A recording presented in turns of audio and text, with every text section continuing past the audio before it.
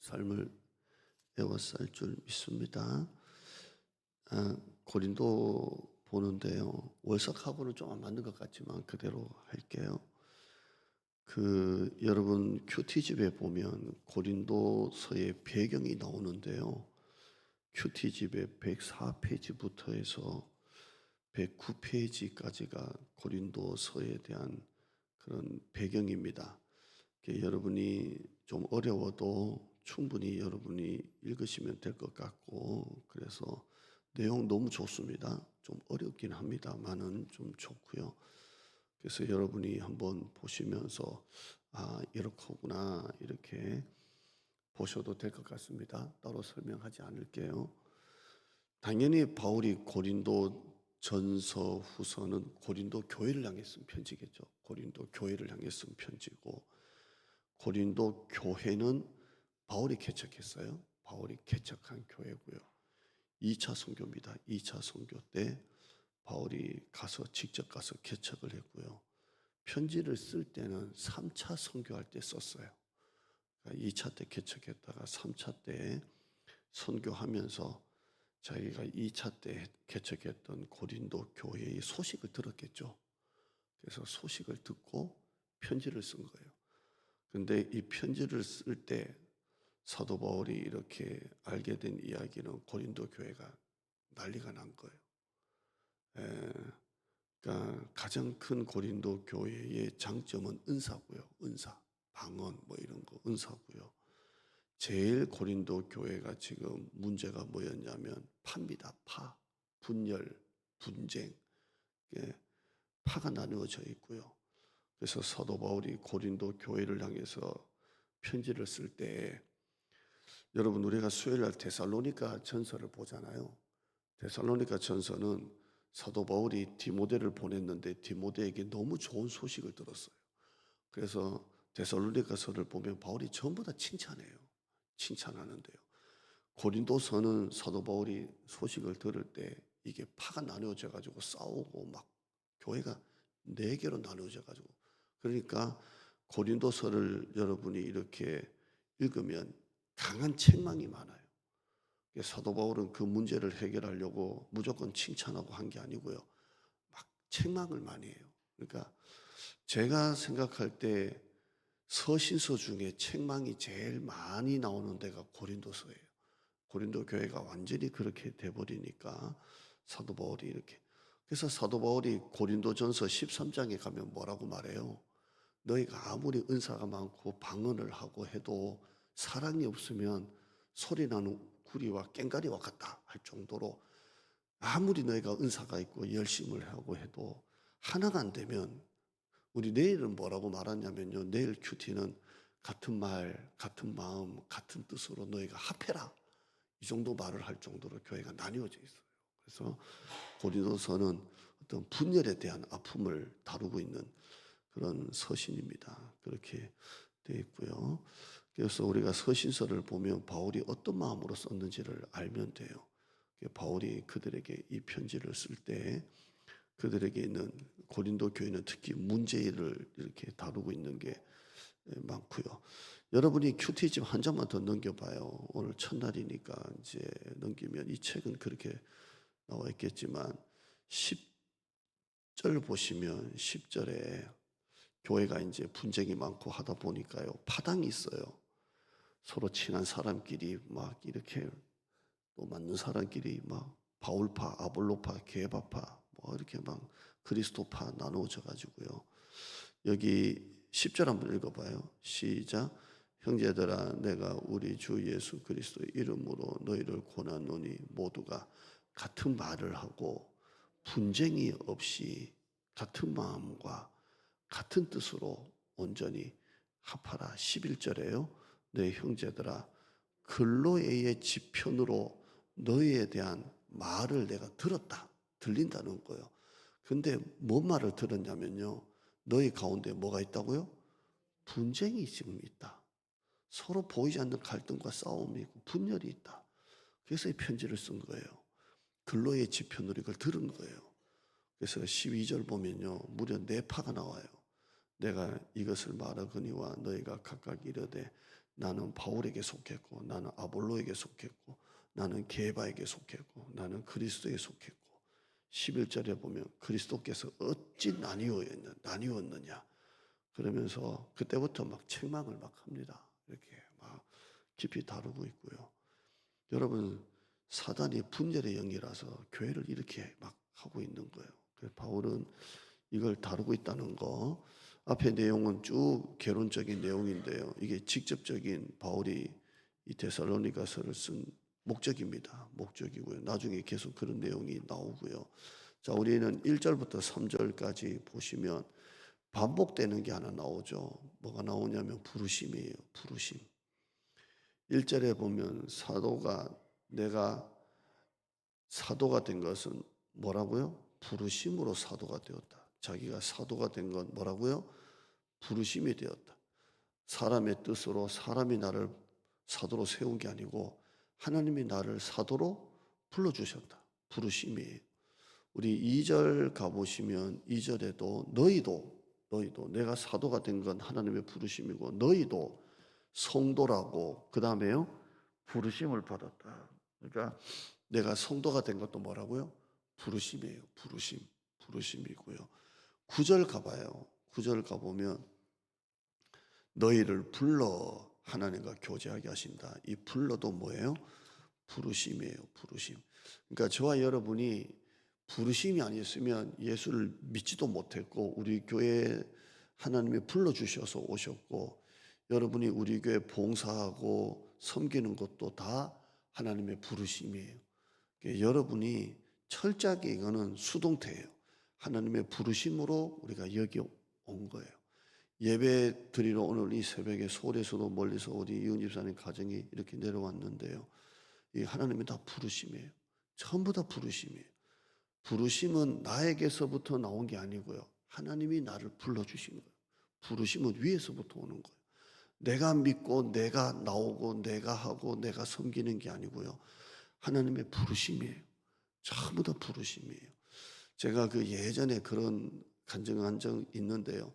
우리 시차례를 의정부에도 교회가 하나 있거든요. 목사님이 개척하셔서 이제 은퇴하기 직전에 아주 오래 하셨던 교회인데 거기에 의정부에 시차를 하는데 너무 그날 가기 싫더라고요. 안 가면 안 되지만 제가 서기라서 그냥 너무 가기 싫어서 제가 막 하여튼 싸움을 많이 했어요.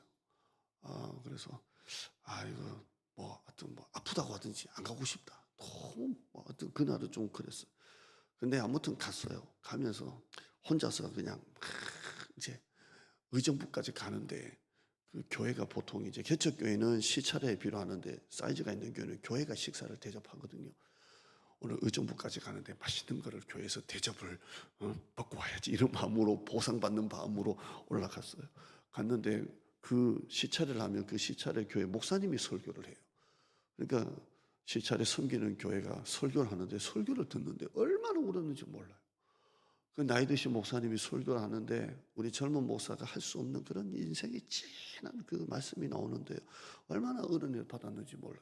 그때 제가 깨달았던 게 뭐냐면 내가 시찰에 서기니까 내가 나가준다. 내가 가준다. 오늘 점심 뭐 나오는지 보자. 이게 얼마나 교만한지를 알게 됐어요. 여러분 내가 가준다. 내가 한다. 이게 얼마나 교만한지 몰라요. 그때 점심을 뭐 먹었냐면 15,000원짜리 의정부 부대찌개 먹었어요. 근데 얼마나 맛있게 먹었는지 모르겠어요. 여러분 부르심은 내가 하는 게 아니에요. 철저하게 하나님이 불러주셔서 하는 거예요. 아멘. 진짜 불러주셔서 하는 거예요. 내가 하는 주체가 완전히 달라요. 부르심이에요. 부르심에는 항상 따라오는 게 있어요. 그게 뭐냐면 보내심이에요. 하나님이 나를 부르셨다면 하나님이 나를 보내심이에요. 우리 왼쪽에 너무 해석이 잘 나와 있어요. 하나님의 부르심에는 하나님의 보내심이 나와 있어요. 왼쪽 해설에도 잘 나와 있어요. 하나님이 나를 부르심은 뭐예요? 소명이에요. 하나님이 나를 보내시는 건 뭐예요? 사명이에요. 그래서 하나님이 나를 보내셨다면 이 소명에는 뭐가 있어요? 사명이 있어요. 보내심에는 부르심에는 반드시 보내심이 있는 거예요. 하나님이 나를 보내시기 전에 나를 먼저 부르시는 거예요. 부르시고 하나님이 나를 보내세요. 물론 우리를 세상으로도 파송하지만 오늘 저는 적용을 교회로 할게요. 하나님이 나를 이곳에 부르셨다면 반드시 거기에는 뭘 따라가 붙어요? 사명이 따라 붙는 거예요. 왜 하나님이 나를 부르셨는지 거기에는 반드시 보내심의 목적이 있는 거예요. 이렇게 부르시면은 보내심이 있는 거예요. 저는 17년 동안 두 군데 교회에서 단임 목회를 했는데요. 두 교회가 다 큰 교회가 아니에요. 큰 교회가 아닌 교회에서 건축도 하고 이전도 했는데요. 그냥 여기까지 평탄하게 온 건 아닌 것 같아요. 그냥 그 정도 교회의 그 크기에서 교회의 어떤 또 성도들을 하나하나 다 만나면서 그 민낯을 경험하면서 제가 제일 많이 붙잡았던 말씀이 뭐냐면요. 부르심이에요. 하나님이 왜 나를 목포로 부르셨을까? 경상도 목사를 하나님이 왜 나를 목포로 보내셨을까? 그 만 8년 하면서 이 부르심에 대해서 정말 많이 붙잡았어요. 그리고 역시 하나님이 나를 부르셨다면 하나님의 목적이 있을 거다. 이걸 많이 붙잡았어요. 그래서 제가 이전 목회지에서 제일 많이 눈물을 흘리며 불렀던 복음송이 주품이에요. 주품에. 주품에. 이걸 너무 많이 불렀어요. 그래서 제가 그렇게 사랑하고 불렀던 복음송을 여기 와서는 잘 안 부릅니다. 왜냐하면 그 부를 때마다 그때 겪었던 일들, 그때 아팠던 일들, 사람이 맨정신으로요. 7주 동안 금식하면서 밤 12시에서 새벽 기도 끝날 때까지 기도 못해요. 진짜 맨정신으로 밤 12시에 딱 강대상에 딱 앉아가지고 새벽 기도 딱 끝날 때까지 7시까지 7주 동안 금식 기도하면서 그걸 제가 2번 하고 왔는데요. 그거 절대 맨정신으로 못해요.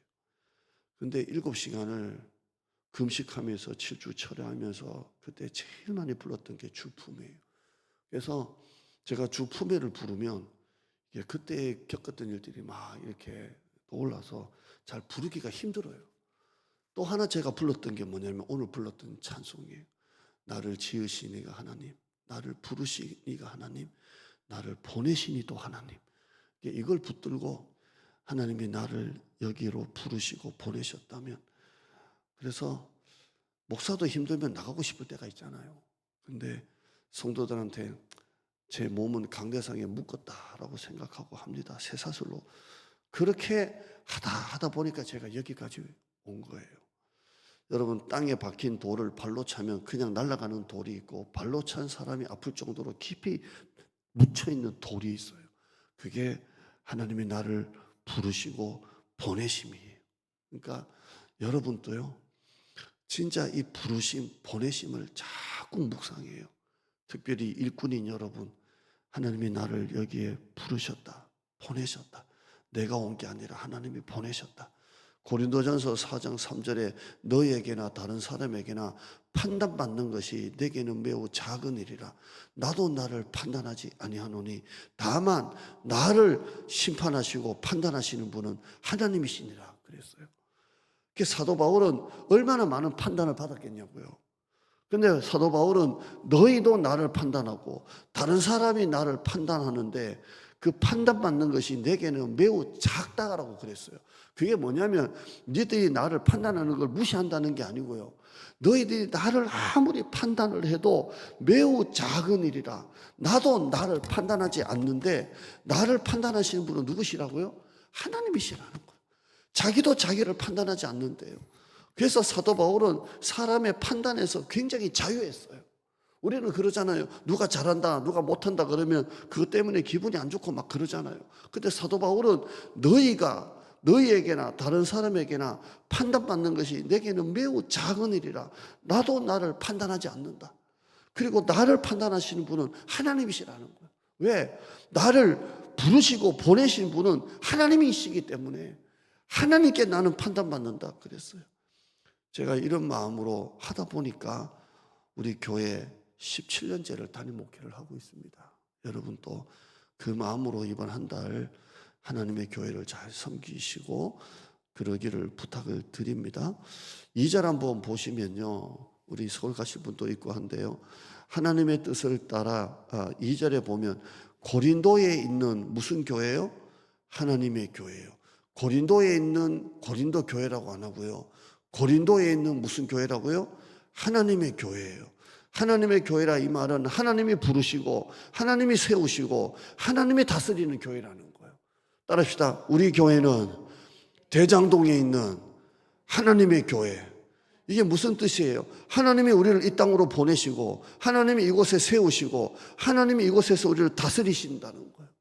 교회에는 사람들이 있고 목사가 있고 장로가 있고 안수집사가 있고 재직회가 있고 다 있지만 사람들이 조직되고 사람들이 운영하고 사람이 하지만 사람의 교회가 아니라 교회는 누구 교회예요? 하나님의 교회예요. 따라합시다. 교회는 하나님의 교회. 그래서 여러분이 얼마나 교회를 사랑합니까? 교회를 사랑하시되 내 뜻이 아니라 하나님의 뜻을 구하면서 사랑하셔야 돼요. 아멘. 교회는 하나님의 교회예요. 우리가 교회를 얼마나 사랑해요? 교회를 사랑하되 내 뜻이 아니라 하나님의 뜻을 구해야 돼요. 저도 음식점 가면 다시는 안 올 식당은 말도 안 하고 나와요. 안 오면 그만이잖아요. 근데 그동안에 참 맛있게 먹었던 식당은 어느 날 너무 국물이 너무 이렇게 식은 국물이 나오거나 너무 짜면요, 갈 때 꼭 계산하면서 얘기를 해요. 오늘은 조금 이렇게 국물이 이렇게 너무 식은 게 나왔어요. 뭐 국수가 좀 퍼졌어요. 오늘은 조금 이렇게 꼭 얘기를 해요. 왜냐하면 그 다음에 제가 올 식당이니까 그래요. 그래서 정중하게 얘기를 해요. 여러분, 교회를 사랑하시되 내 뜻이 아니라 주님의 뜻을 구해야 돼요. 여러분 하다 보면 여러분 마음에 안 드는 게 부분들이 왜 없겠어요? 그걸 내 뜻이 아니라 하나님의 뜻으로 교회를 사랑하시되 서로 정말 아름다운 모임을 통해서 서로 아름다운 이야기를 통해서 서로 함께 하면서 이렇게 교회가 되는 거예요. 따라합시다. 교회는 하나님의 교회다. 교회를 사랑하되 내 뜻이 아니라 하나님의 뜻을 구해야 돼요. 저도 여러분도 또 하나가 있어요. 고린도에 있는 하나님의 교회예요. 이제 순서 좀 바꿔볼게요. 하나님의 교회가 어디에 있어요? 고린도에 있어요. 분당에 우리 대장동 교회가 있어요. 고기동 근처에 우리 대장동 교회가 있어요. 운중동 근처에 우리 교회가 있어요. 세상 속에 우리 교회가 있어요. 고린도는 매우 타락한 도시예요. 우상숭배, 음란, 세속주의, 유물론 그 한복판에 교회를 세웠어요. 하나님이 우리 대장동 지역 속에 우리 교회를 세웠어요. 그래서 고린도에 있는 하나님의 교회, 대장동에 있는 우리 하나님의 교회예요. 우리 교회가 이곳에서 세상의 빛이 되고 세상의 소금이 되는 우리 교회가 되기를 바랍니다. 그렇게 하라고 하나님이 저와 여러분을 우리 교회로 보내시고 부르신 줄 믿습니다. 기도할게요. 하나님 감사합니다. 고린도에 있는 하나님의 교회, 교회는 하나님의 교회입니다. 어디에 있습니까? 천국에 있는 게 아니라 동네 한복판에 있습니다. 세속주의, 유물론, 음란, 우상숭배가 가득한 그곳에 하나님의 고린도 교회가 들어갑니다.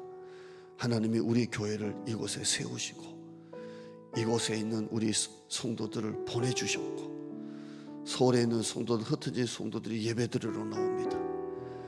고린도에 있는 하나님의 교회, 나를 지으시니도 하나님, 부르시니도 하나님, 보내시니도 하나님, 나의 나 된 것은 하나님의 은혜라. 우리가 이 마음을 가지고 한 달을 하나님과 함께 보내고 뭘 하나 주의 일을 감당할 때 은혜가 애워싸는 마음으로 교회를 섬기고 교회를 사랑하되 내 뜻이 아니라 하나님의 뜻을 구하면서 하나님의 교회, 하나님이 다스리시는 교회 우리가 함께 만들어 나가게 하여 주시옵소서. 예수님 이름으로 기도드리옵나이다. 아멘.